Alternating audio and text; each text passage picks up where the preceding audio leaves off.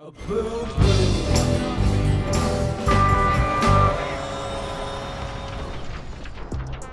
this is Time Bomb. If it's your first time checking out the channel, hit that subscribe button to catch all the updates.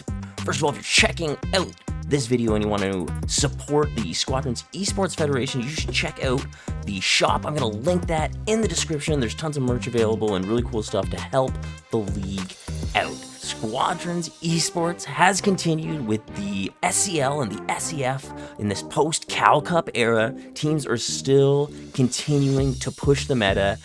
I think the SCL Finals was incredible. A year almost later, 10 months later, when the game has had no updates, still teams are making things viable that simply were not viable even 3 months ago. So it's very interesting to see things kind of change, and teams have lots of surprises going into it. Also, I think it's important to note live stream coverage. Jake had been streaming for days and was a little bit sick, and Luma took over streaming, and he did an incredible job. Honestly, the casting was at another level. He really stepped it up, and I think it made it such an enjoyable experience for everyone. First, we're going to take a look at the Reformation games that have taken place so far. The Hellporgs was to earn a promotion against Guac. Now, of course, it's a Gray versus Gray matchup. Gray pushing so many teams into the comp scene, and even if one was to move down, another Gray is going to take its place moving up. Now, playing without Jackson, who happened to be out with computer troubles, the Porgs pushed Guacs to the brink in both games, giving the audience a riveting battle each time. But both times, Guac base raced to narrow victories, salvaging their spot in the Elite Division, completing the OOP of the ISD with just 1% left on their own MC. I think we've all been there, and that's so close. I know the Porters will be back next season. I think it's a good chance for them to even win the Challenger next year, so it'd be interesting to see how they develop and how they push things forward in that league next season. Later that afternoon, Tangerine made their attempt to earn promotion to Elite Division against Grey Nova. Once again, the audience was treated to an intense battle. In Game 1, Nova stretched out to a big lead, having the MC down to 10%, while TSQ still had to finish both cruisers and take down the ISD. Yet, Nova made the choice to instead defend instead of OOP. The two cruisers being alive meant that they had as many as 30 more morale would be needed on defense, and Tangerine used that to have a full morale ISD attack and complete the amazing Game 1 comeback. In Game 2, Tangerine continued to press the offense and followed an opening phase win to a well-earned 2-0 sweep, earning the promotion to Elite.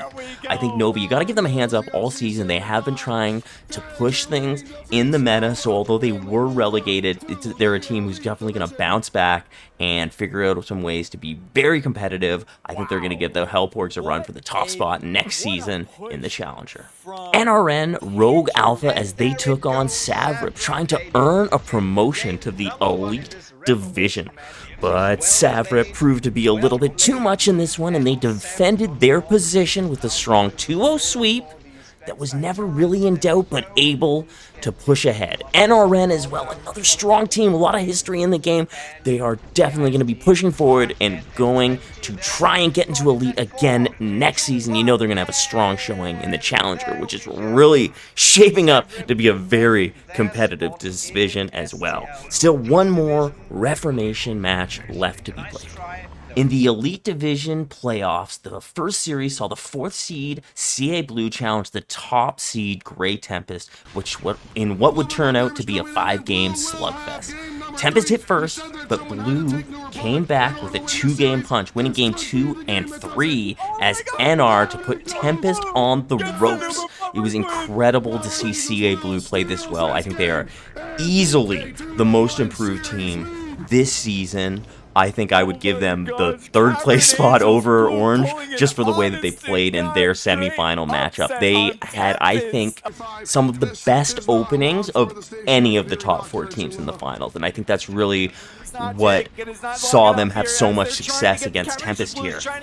But the Storm would not quiet as Tempest roared back with an NR victory of their own, setting themselves up for an Empire win on Nadiri to compete a tight 3-2 series win. In the other semifinal, the third seed Orange and the second seed Baywatch went head-to-head with us looking to push just as hard as Blue pushed Tempest. But Baywatch would have none of that. Despite great B-wing play from Hobbs, Baywatch claimed Game 1. And as I was in that game, I think a big part of that, which really stifled our plan, was very timely PK. On the opening at the very end, even though we did win the opening there as NR on Nadiri, they killed Hobbs right at the end of the phase, which kind of messed up our attack. Obviously, we wanted to use his bombing on one of the frigates, and then they quickly we had Sinric actually have a terrible crash when he was doing an Ion Torp run, and then I got taken out, I got a death. So we had 3 picks in a row that really changed that. And the same thing on Game 2. We had Empire, and we were on the MC. I think we were set up with a basically full morale. We were very ready to win that in that situation. We know how to do that. We were pretty practiced at it with that almost full morale attack. And again, huge shout out to Disco. In about 5 to 10 seconds, he killed Hobbs, then he killed Sinric, then he killed me. And those 3 kills made all the difference, I think, right there on us taking out the MC in one phase. And they were able to pull out that huge victory. Such respect to them with the 3 Y-Wings. And then Game 3 on Yavin. Big shout out to them as they steamrolled through us 3-0. Definitely deserved the final. In the finals, top 2 teams coming together to just as we'd all been leading to all season. Baywatch used opening phase wins to put themselves in position for a sweep after 2 close base race victories that followed the typical pattern between 2 top teams. This puts Tempest with their backs against the wall going into Game 3 at Sasubo, with both teams rolling out in triple OBJ setups, which is definitely what we've seen the meta kind of go to over this tournament. A lot more additional ones, if not a B-wing, 3 Y-wings.